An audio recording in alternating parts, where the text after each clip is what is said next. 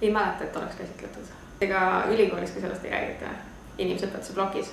Ma olen kuulnud sellest küll vast ühes loengus kogu oma inimõpetuse õpingute ajal.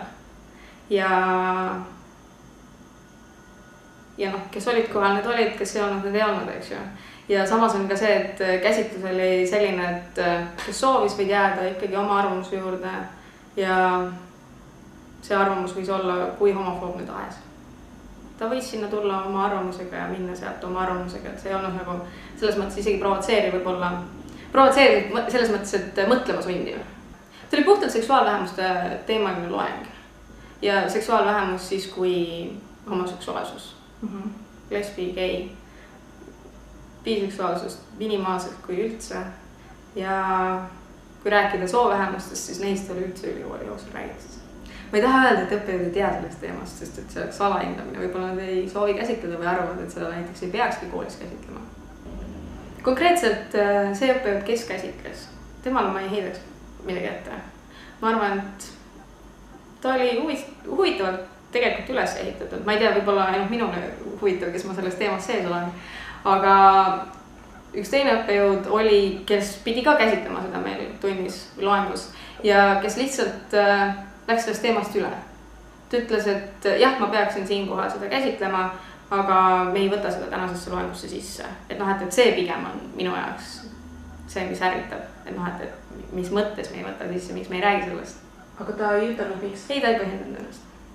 Ja siis loomulikult need tulevased loengud ka ei käsitlenud, et see unustati täiesti ära. Jah, just. 2 asja on. Üks on see, et kui õpetaja otsustab mitte rääkida, sellepärast, et ta ei tunne iseenesest sellest teemast pädevana ja ta võib-olla arvab, et ta keerab asja hullemaks, võib-olla selle teema käsitluse õpilaste peas, aga sel juhul ta peaks leidma mingisuguse muu alternatiivi. Näiteks kutsume kedagi tundi, kelles suudab sellest vabalt rääkida ja võib-olla ka isiklikul tasandil rääkida. Aga üldse mitte käsitleda, no see on, ma arvan, et see ei oleks variant. Ma arvan, et esiteks ma ei võtaks seda ühte tundi, kus seda rääkida, vaid ma piksin seda kogu aeg igal poole. Alustasin juba sellest, et kui valida mingisugust pildimaterjali, mida klassile näidata, kui rääkida üldse mingisugustest suhetest asjadest, siis ei ole mõtet rääkida, kui ainult, et on olemas meeste ja naiste vahelised suhted. Ja samamoodi, kui rääkida seksuaalkäitumisest, turvaseksist, igal pool ta peab sees olema. See ei ole mingisugune tõepoolest, et ühe ainetsükli, ühe aine küsitlus ka mitte. Ülikoolis. No võib-olla esiteks ongi see, et miks seda mitte käsitleda, kui küsida näiteks kaasüliõpilaste käest. See ongi vastus esimene, et see on nii marginaalne, et sellest ei olegi vaja rääkida. Ja, või siis teine asi, et koolis ei olegi see veel teema, et homoseksuaalsus ja kõik areneb ju välja hiljem ülikoolis või siis hilisemas elus, et ei saada aru, et täpselt samasugused kogemused on ju, hakkab ka kõik pihta põhikoolist ja varemgi ja kus iganes.